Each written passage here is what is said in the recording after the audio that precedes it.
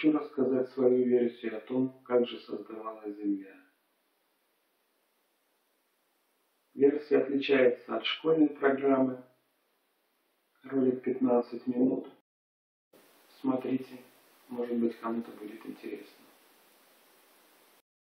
Нам говорят, что некоторые звезды взрываются, вещество, из которого они состояли, разлетается в разные стороны. Например, крабовидная туманность. Смотрим взрыв сверхновой звезды, снятой с телескопа Хаббл, который находится на низкой орбите Земли. Огромное количество вещества разлетается в разные стороны.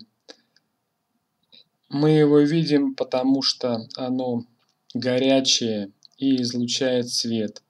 Еще больше вещества, намного больше. Мы просто не видим, оно холодное и темное, и не видно в наши телескопы. После взрыва вещество разлетается прямолинейно из центра с большой скоростью, постепенно остывая и не закручиваясь и не образовывая никакие вихри. На нашем Солнце периодически образуются так называемые протуберанцы.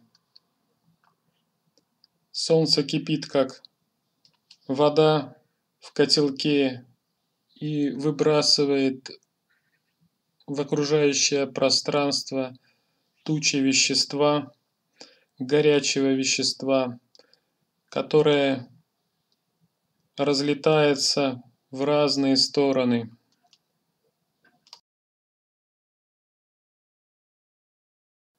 Картина похожа, как и при взрыве сверхновой звезды, только количество вещества намного меньше, но оно тоже разлетается прямолинейно, постепенно остывая, достигая Земли.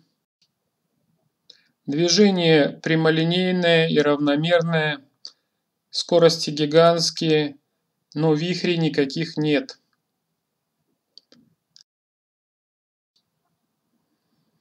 Называется это все солнечный ветер, который вызывает северное сияние на южных и северных полюсах нашей планеты. Процесс образования ученые описывают вот таким вот образом. Частицы вещества задерживаются в верхних слоях атмосферы, теряют энергию и частично проникают к поверхности у северного и южного полюса, вызывая северное сияние. Очень красиво. Космос вовсе не пустой. Земля, как луна среди облаков, плывет среди туч, газа и пыли. Эти тучи разной плотности, разного состава и несутся в разные стороны с разной скоростью. Как же образовалась планета Земля? По официальной версии, первоначально был большой взрыв. Образовалось облако вещества, которое разлетается и по сей день в разные стороны, состоящее из разных элементов водорода, гелия и так далее. Облака начали сжиматься согласно закону всемирного тяготения под действием силы гравитации, закручиваться в спирали, начали образовываться галактики. Начали образовываться звезды, планеты, и в том числе образовалась наша планета Земля. Такова официальная версия на сегодняшний день. Хотя в последнее время открыли так называемые пульсары, квазары, которые с очень высокой скоростью вращаются вокруг собственной оси, излучают свет, и в том числе вокруг них обнаружили планеты. Так что же такое гравитация, которую открыл Ньютон в 17 веке? Согласно этому закону, Сила гравитации прямо пропорциональна произведениям масс двух тел и обратно пропорциональна квадрату расстояния между этими телами. То есть все тела, как утверждал Ньютон, утверждал он это или нет, большой вопрос, должны притягиваться между собой. По логике, все тела со временем должны были слипнуться в один большой комок, что мы не наблюдаем. Наблюдается притяжение только к центрам планет и звезд. Природа этого притяжения не раскрыта. В последнее время в интернете появляются статьи и различная информация о том, что малые тела Солнечной системы не имеют собственного притяжения. Специалисты говорят о том, что посылаемые космические аппараты на спутники, например, на астероид Эрос, не могли нормально приземлиться. По-видимому, отсутствовало притяжение. Приходилось постоянно маневровыми двигателями корректировать положение аппарата относительно астероида. Если бы у астероида было притяжение, его форма была бы близкой к шарообразной, так как его поверхность постоянно бомбардируется частичками вещества из туч, которые вызывали бы сглаживание поверхности. Что же стягивает на расстоянии вещество? Из того, что я наблюдаю, это магическая сила магнита. Она действует на железные предметы.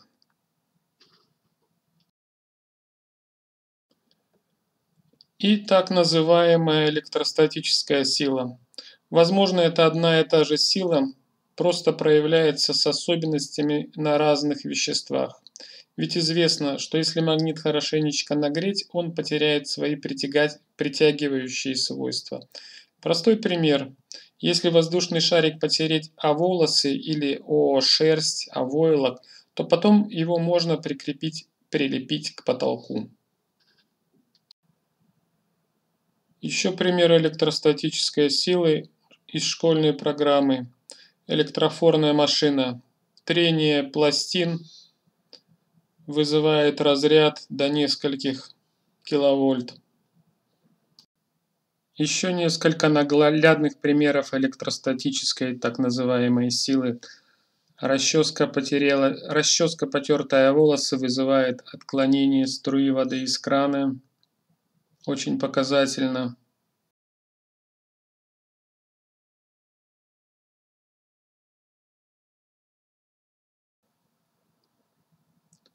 Шарик, потертый о мохер, притягивает зерна попкорна.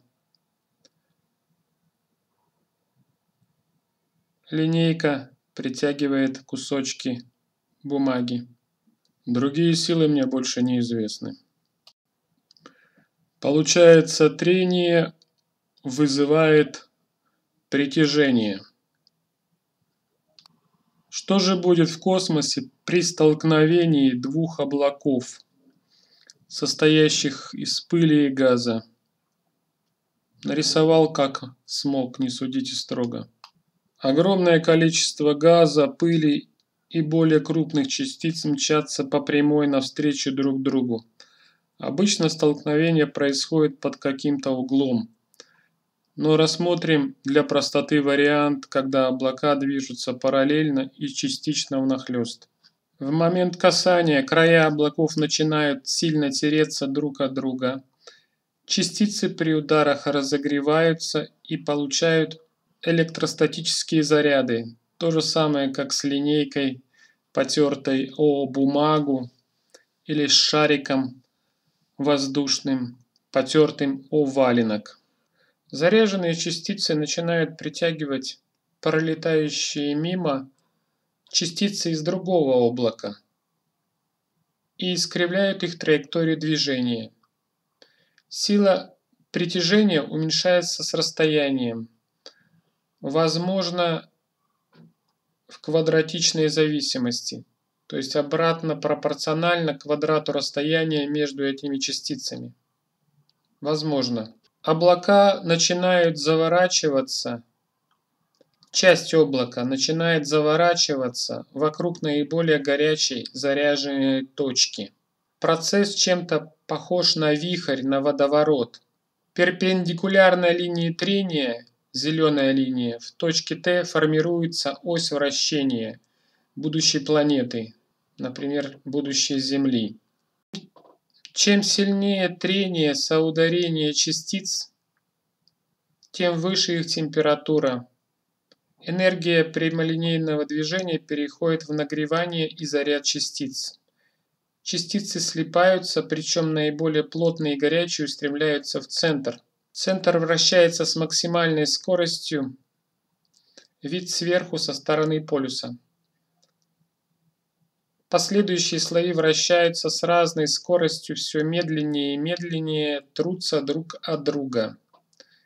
Вид сбоку. Красной линией я нарисовал ось вращения.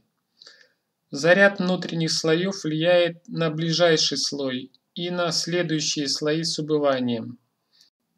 Самый крайний слой имеет уже нестабильный, практически нулевой заряд и периодически отваливается, унося с собой часть энергии вращения всей системы.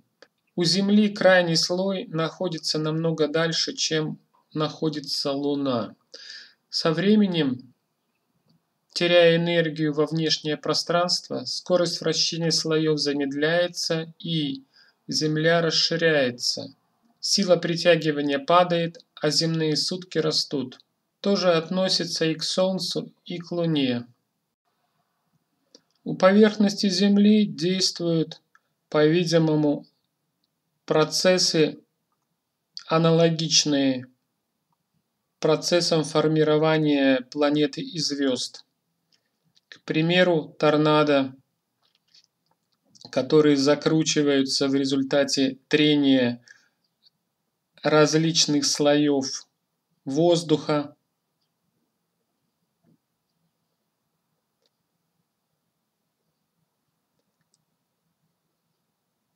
Огненные торнадо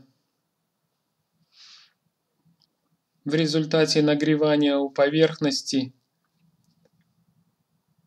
Воздух движется в разных слоях с разной скоростью, трется и стягивается, закручивается в вихрь, в спираль. Более горячий воздух на экваторе движется быстрее с запада на восток, чем холодный воздух возле северного и южного полюса. Это вызывает трение между слоями на севере и на юге и заворачивает в циклоны, которые медленно движутся с запада на восток.